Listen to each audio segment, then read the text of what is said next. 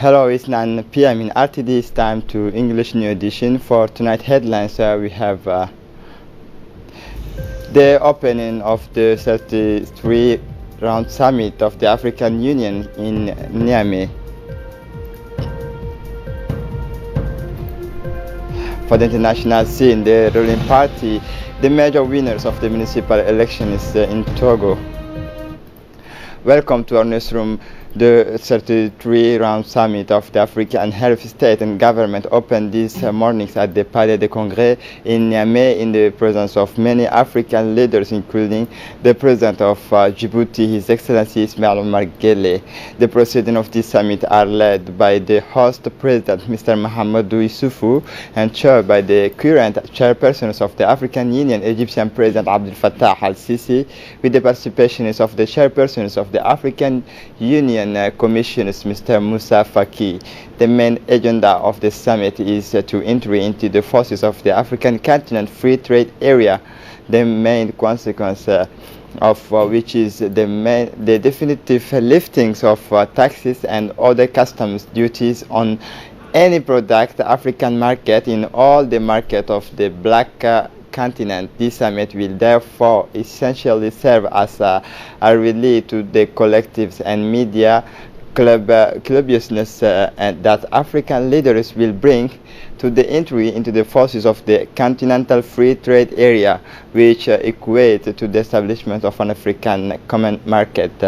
These situations will allow the free movement of goods and people between African states, which will result in the creation of new development opportunity for African population, especially for young people. African leaders will put in place a political approach to adopt a general mode of expressions of this new situation. And under the leadership of President Guelleh, the Republic of Djibouti acts as a mentor in the evolutions of Africa into an integrated economic continent. Our country was one of the first countries to ratify the agreement on the establishment of the African Continental Free Trade Area.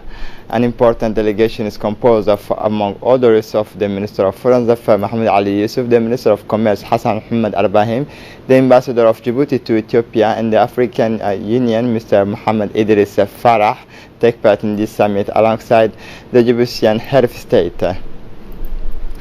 Our Minister of Foreign Affairs Mahmoud Ali Yusuf came back on the important points, namely the rapid ratification of the free trade agreement. Listen to Mohamed Gaz for more detail.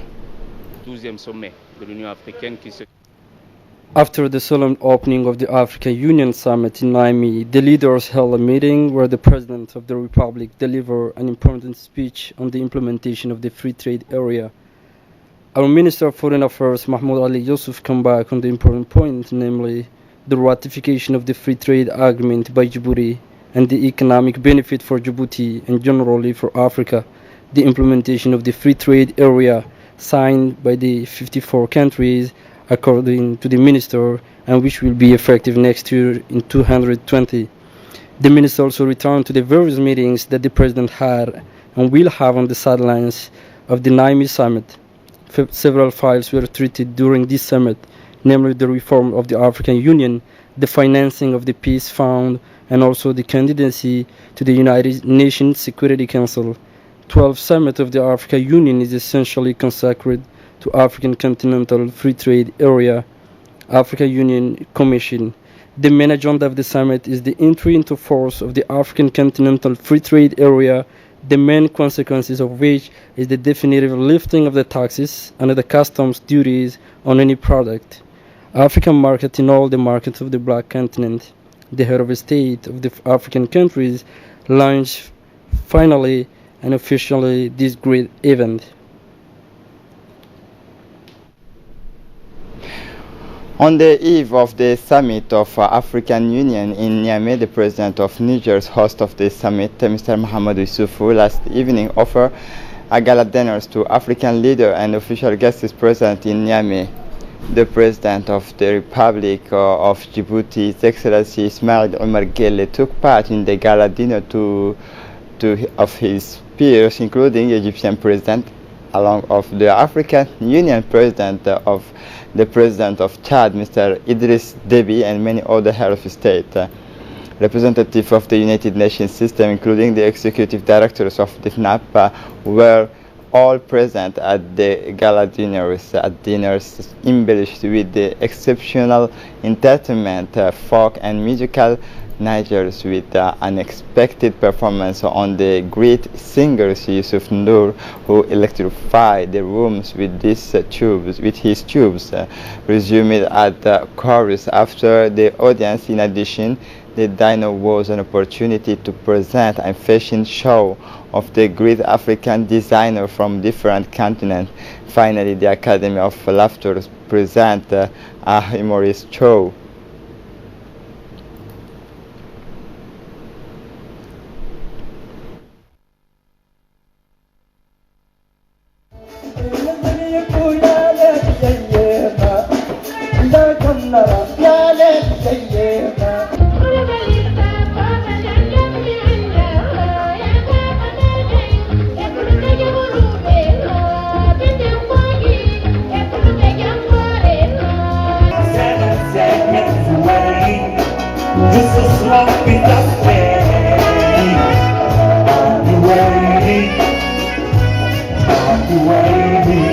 Oh, tu n'as pas honte, c'est toi le plus vieux de nous tous, c'est toujours toi qui arrives en retard. Moi, je ne suis pas venu en retard. Moi, je connais l'heure gondouanaise.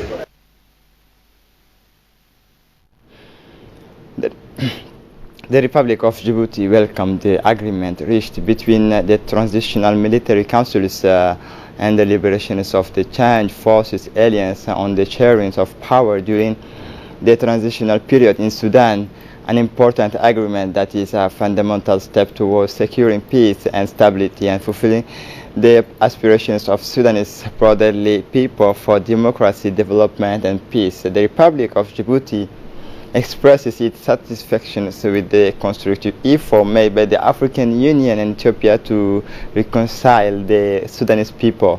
Djibouti reiterates its firm position to continue to support Sudan and Sudanese people in all their effort to preserve their sovereignty, peace and stability, but also to develop.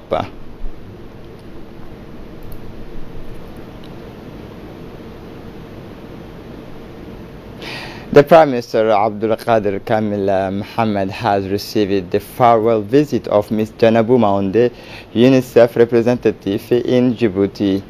The interview took place in the lounge of honors of the prematures in a friendly atmosphere. The UN officials in Djibouti supported by the execution of many highly appreciate and part of the improvement of the living conditions of children and women in particular. Ms. Maunde also arrived at the end of her missions in Djibouti, had courteously greeted the Prime Ministers and acting head of government, Abdul Qadir Kamil Mohammed, before leaving the Djiboutian soil. On the agenda of the Prime Minister's acting head of government this Sunday, the farewell visit made in the middle of afternoon. The ambassador of France to begin, Mr. Christophe Guillou, was received by the Prime Minister Mahmoud Abdul Qadir Kamil Mohammed. The interview took place at the lounge of honor of the prematures. Ambassador Guillou, who came to the end of his accreditations in the Republic of Djibouti, came to bid farewell to the Prime Ministers. To the French diplomat handed over the credentials of the head of state, Mr.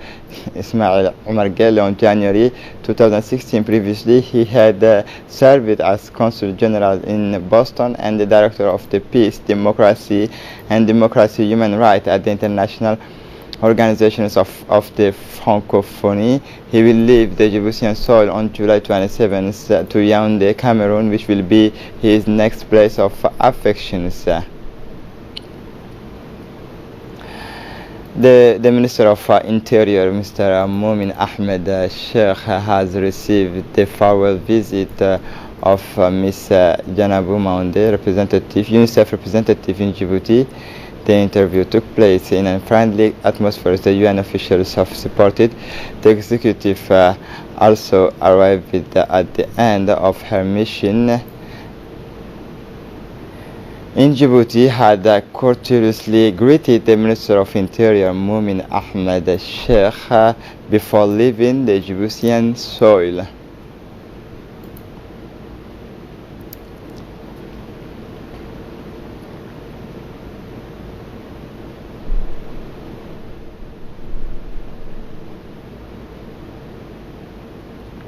The Minister of Equipment Transport, Musa Mohammed Ahmed, has received today in his cabinet the Ambassador of India accredited to Djibouti, His Excellency Mr. Ashok Kumar. During this meeting, the two personalities affirmed the partnerships between the two great nations. Discussions also focused on cooperation in several areas, including the sharing of experience in urban transport, air transport, and the development of related port services. The Minister of Equipment Transport did not fail to thank the ambassador for the constant support of his countries, whose example they took by the trainings that benefit a number of young Djiboutians on Indian soil. Also, the Minister of Transport, Musa Mohammed Ahmed, today received in his cabinet the Ambassador of the Kingdoms of Saudi Arabia to Djibouti, His Excellency Abdul Aziz Abdallah Al Matara. Also present at this meeting was the Secretary General of the Ministry of Equipment, Mr. Saeed Nur Hassan. During this meeting, the two personalities affirmed the partnerships between the two brother countries. Discussions also focused on cooperation in a number of areas, including air transport, rehabilitation of Dekhel Galafi National Highway number 1, and the rehabilitation of the King Fahad Road, Djibouti Tijora. Subsequently, the discussion focused on ways and means of further consolidating the fraternal bonds of bilateral economic cooperation already existing between the Republic of Djibouti and the Kingdom of Saudi Arabia. The Minister of Labor and responsible for the reform of administration, Mr. His Excellency Isman Ibrahim Roble, has received the representative of UNICEF, Ms. Janabu Maonde, in his cabinet. The visit is part of the farewell visit of the representative who has just completed her mission in the Republic of Djibouti. During this meeting, the representative gave an overview of the different partnership possibilities between the Minister of Labor and UNICEF. For his part, the Minister, His Excellency Isman Ibrahim Roble, raised several questions relating to the topics of employability of young people and adolescents. He also chaired with the UNICEF representative the activities of her ministerial department, namely the fight against child labor and child protection, which are key area of actions for the Ministry of Labor. The Authority of Ports and Free Zones of Djibouti had yesterday the visit of an Indonesian delegation in the absence of the President, Mr. Abubakar Marhadi, on a working mission abroad. His counselors, Mr. Mohammed Adam Waberi, known as John, welcomed this delegation, led by Dr. Arifi Salman, Director of the Policy Development and Analysis Centers for the Asian, Pacific, and African regions of the Ministry of Foreign Affairs of Indonesia. Her presentation is on the infrastructure and the various current and future projects, as well as the investment opportunity of our countries was made to them. The two parties then discussed ways and means to create a partnership. Finally, Dr. Arifi and his delegations paid a visit to the ports of DMP and CGTD, where the managers of each of these sites gave them explanations. It should be noted that this delegation visit follows that the Mr. Busiara Basnur, Ambassador of Indonesia to Djibouti and resident in Addis Ababa last April.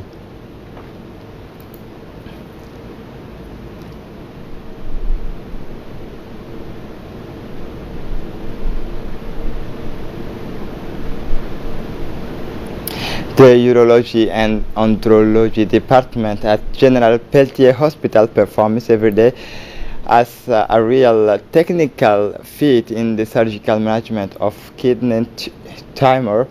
Indeed, Dr. Osman Siad Umar and his teams are performing surgical procedures previously unavailable in Djibouti, especially to treat oncological pathologies such as kidney tumor, prostate cancers, and bladder tumors.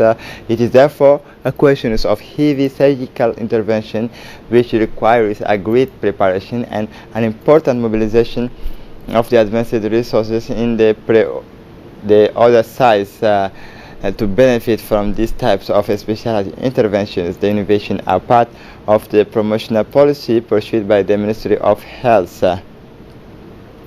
The young of Djibouti is moving to innovation. That is what these teams of young students who took part in the Pan-African robotic competitions held in Ghana.